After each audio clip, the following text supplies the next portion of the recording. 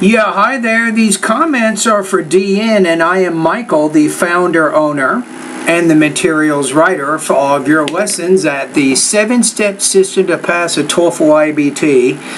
And you're one of my TOEFL Writing Bootcamp students, and you're getting your error correction feedback on integrated writing practice test number 14. It's focusing around bears. Now, I read your essay. I read it, and we're going to look at it in just a minute. I'm going to put you right now on this about 3.0 out of 5, about 20 points out of 30 on this one. I think there are some things you want to do that's going to help make your writing a little bit better. So I think here your response conveys an incomplete, inaccurate, or imprecise connection of the idea. So sometimes you're not completely explaining everything the way that you need to. And I have some ideas on how you can present a little bit easier, more coherent presentation of the information from the reading passage and the lecture. So this is what you wrote, right? And here's the actual reading passage and the lecture that we can also glance at from time to time. Okay, so you say, the reading passage discusses the aggressiveness of bears to humans and methods of dealing with bears if human encounters with them. If you want to say if humans encounter them, right? Contrary to the belief of the reading passage, the lecture opposes points that bears do not regularly attack human and how humans should or should not do if that happens. You want to say, and what humans should or should not do if that happens, but you got too many details in there. Basically, the reading is giving 3 specific ideas about bears, and then the lecture, it contradicts or questions the effectiveness of those ideas or suggestions, right? Or it questions the truth of those things, right? So I'm going to make some changes in this introduction here and show you how you can really make it a little more concise. You probably have written too many words, at least in this first part, and we can make some changes with that. Okay, with this first paragraph, I'm going to rewrite it like this. The reading passage explains that bears are likely to attack people when they lose fear of them, that bears are naturally aggressive toward people, and that there are 3 things humans can do when a bear attacks. In contrast, the lecture opposes these claims and suggestions. And that's probably good enough there. That kind of sets it up. You had a little bit too much information here. And if you talk about the aggressiveness of bears and then human encounters with them, that's 2 points from the reading. Then you also have to discuss the first point. You can't just bring up 2 points and leave out one of them. You want to make sure you could simply say this: the reading passage explains some facts and suggestions about bears, and then the lecture questions the effectiveness of these suggestions or facts or whatever. You see what I'm saying? You can be a little bit general with the introduction, of course. Then when you get into your body paragraphs, that's when you get very specific. Alright, so now let's go to our next paragraph. You say, first of all, the lecture poses that bears, as a reading passage suggests, become more likely to attack humans.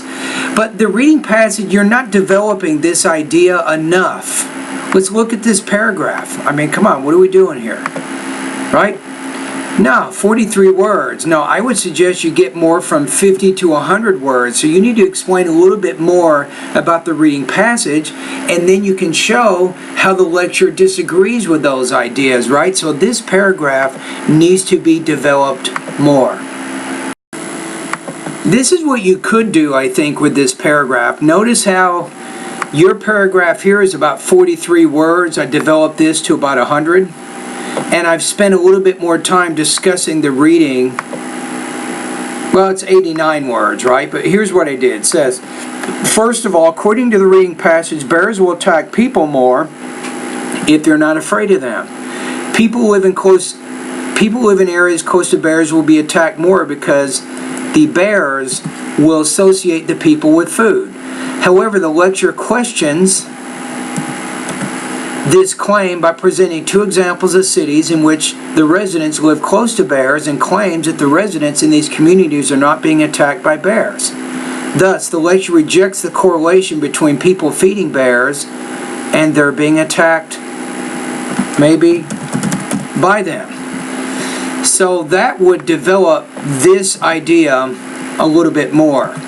But the other thing is, I think it's going to be easier for you if how about this? Just in half of the paragraph, focus on the information in the reading passage and state that as completely as you can.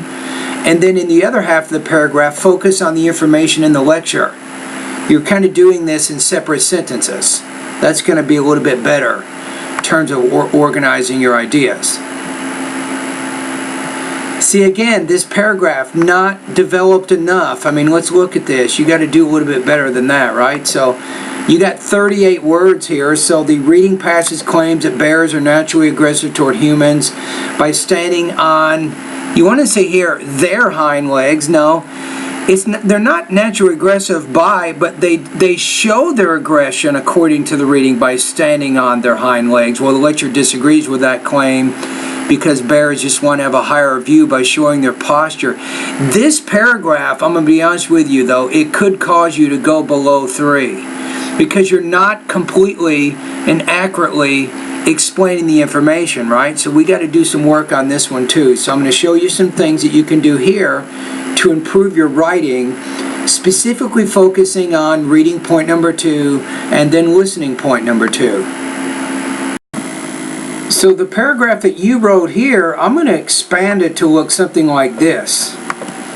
So it says, second of all, the reading passage claims that bears are naturally aggressive toward humans and display that aggression by standing on their hind legs when they're preparing to attack their victims. Further, bears will make loud sounds and slap the ground before they attack their victims. Conversely, the speaker cannot accept the idea that bears are naturally aggressive toward humans. In fact, when bears stand on their hind legs, the speaker claims, they're trying to get a better view of their surroundings. Moreover, when bears attack, according to the speaker, they will attack their victims on all 4 legs, not 2. The speaker also claims that noises, grunts, and loud slaps to the ground are attempts by bears to scare their victims and to show absolute control. So this idea, what I did is I stated 2 points. This is important for you. I stated 2 specific ideas from the reading passage, and then I showed how the reading or the lecture was different or disagreed with each of those points. You see the first one, it talks about displaying aggression by standing on the back legs. But then it says here, when bears stand on their back legs, they're trying to get a better view of their surroundings. Or when bears attack, according to the speaker, they will attack the victim on all 4 legs, not 2, and that contradicts what we see here.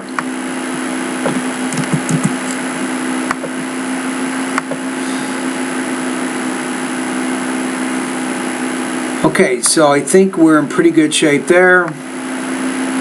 So you didn't really make, I think, the complete connections you needed to make in that 3rd paragraph. Okay, let's move ahead. So there are 3 methods of handling when an attacking bear. With an attacking bear, first, the lecture repudiates the fact that people must run away. Again, what I would do is, you're trying to go back and forth, you know, with the reading and the lecture, but you don't have that kind of language use proficiency. It's just too hard for you. That's why I'm trying to show you how you can separate the information. I think that you'll do better and score higher if you separate. You state the beginning of the paragraph focuses on the ideas from the reading, and then the rest of that paragraph focuses on the ideas from the listening, so you're not having to go back and forth. Notice in each paragraph I choose a transition word of contrast to show what the difference is. In the previous paragraph I use the word however, right? So that's important to put that transition word in there of contrast to show how the lecture is different from the information in the reading passage. So I'm going to help you straighten this out too. Again, I'm going to separate the reading information from the listening here and make it a little bit easier to organize. Okay, here's some changes I will make in this final paragraph. Notice how fat the lecture is here. There's a lot of stuff going on there, so there's a lot of information. So this paragraph is a little bit bigger than the other ones. What do we got? This is 171 words, but let's see what I did. So this is what you have, right? So I put, in addition, the reading passage gives 3 suggestions when people are confronted with attacking bears. Run away quickly, climb a tree if one is close by, or shoot the bear if there is no other alternative. Firstly, the lecture, we need to have our transition word here too. I'm going to say nonetheless. Firstly, the lecture repudiates the fact that people must run as fast as they can. Run away, I might put here. In fact, the lecture encourages humans to talk to bears, slowly move backward instead of running, and hold arms high above the head to make them look bigger to the bear than they actually are. Secondly, the listening rebuts the point that people should climb trees because bears cannot climb high in trees, but suggests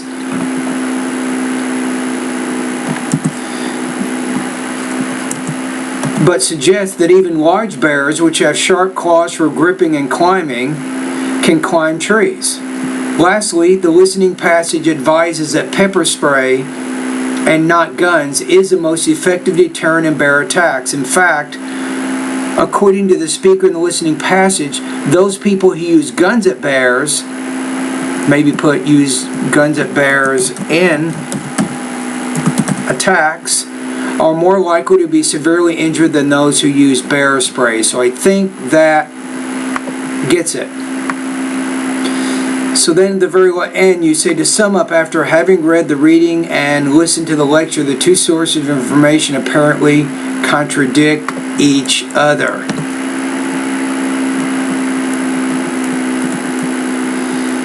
Yeah, that's okay there. A conclusion is not that big of a deal, right?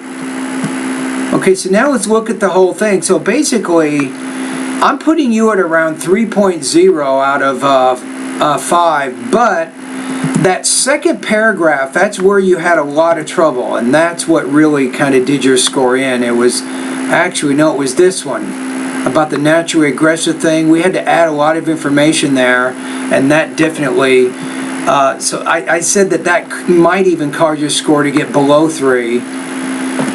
So how many words do we have now? We got, that's probably a little bit too much. But I'm just giving you an idea on using what's called a chunking. It's a chunking type organization within a paragraph, and I'm giving you the advice. It's probably better for you to only, I think in one part of the paragraph focus more on the reading passage, then the other part of the paragraph focus on the listening passage. That's probably going to be a better way for you. I think you can control your sentence style a little bit better if you do that. That's my advice for you. I think that's going to make a big difference in your score. And you have to make sure that you've accurately and completely explained the information.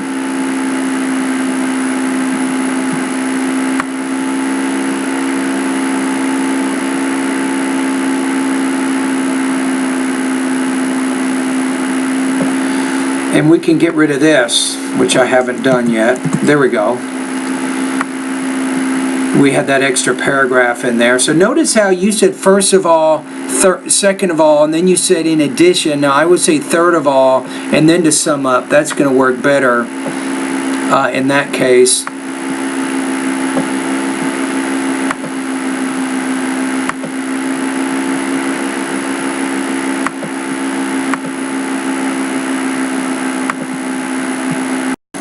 Okay, now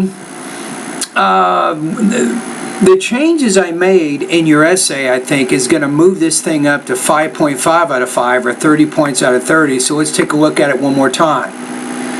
So first paragraph, the reading passage explains that bears are likely to attack people when they lose fear of them, that bears are naturally more aggressive toward people, and that there are 3 things humans can do when a bear attacks. In contrast, the lecture opposes these claims and suggestions.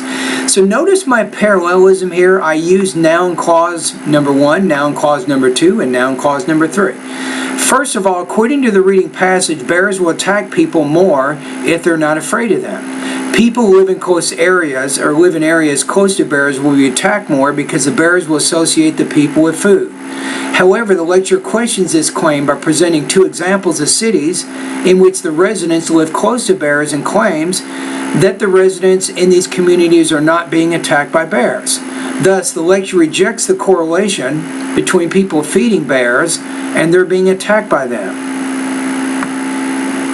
Second of all, the reading passage claims that bears are naturally aggressive toward humans and display that aggression by standing on their back legs when they're preparing to attack their victims. Further, bears will make some loud noises and slap the ground before they attack their victims. Conversely, the speaker cannot accept the idea that bears are naturally aggressive toward humans. In fact, when bears stand on their back legs, the speaker claims, they're trying to get a better view of their surroundings. Moreover, when bears attack, according to the speaker, they will attack their victims on all four legs, not two. The speaker also claims that noises, grunts, and loud slaps to the ground are attempts by bears to scare their victims and to show absolute control. Third of all, the reading passage gives three suggestions when people are confronted with attacking bears: run away quickly, climb a tree if one is close by, or shoot the bear if there is no other alternative. Nonetheless, firstly, the lecture repudiates the fact that people must run away from bears as fast as they can. In fact, the lecture encourages humans to talk to bears, slowly move backward instead of running, and hold arms high above the head to make them look bigger to the bears than they actually are. Second, the listening rebuts the point that people should climb trees because bears cannot climb high in trees, but suggests that even large bears, which have sharp claws for gripping and climbing, can climb trees. Lastly, the listening passage advises that pepper spray, and not guns, is the most effective deterrent in bear attacks. In fact, according to the speaker in the listening passage, those people who use guns at bears in attacks are more likely to be severely injured than those who use bear spray. To sum up, after having read the reading passage and listened to the lecture, the two sources of information apparently contradict each other. And that's fine. I don't even care if you have a conclusion, right? So let's take a look at the word count one more time. So we're about 460. You can have fewer words than this, but my advice to you is follow the organization that I showed you, where let's just take a look at this paragraph, where part of the paragraph I talk about the reading passage, and then in the next part of the paragraph I talk about the lecture. Right? So in some cases you weren't completely getting all the important information there, and that's why I scored you a little bit lower with this practice test. All right? And thank you for doing this.